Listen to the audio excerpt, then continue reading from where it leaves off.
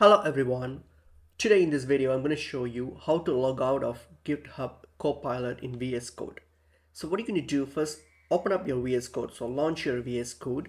Okay. So once you're on the VS Code here, okay, once you're logged in and everything. So here to log out of your GitHub Copilot, what you have to do is on your left side bottom here where you find the settings gear.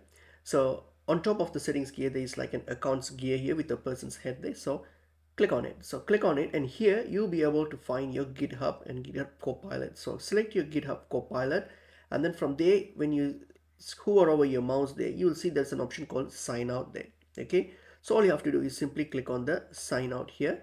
It's going to ask you whether you want to like sign out, and yes, just click on sign out and confirm it, and you'll see that your GitHub has now been signed out. So if you click on here again, and you'll see that your GitHub Copilot has now been signed out. Okay, so this is how you sign out.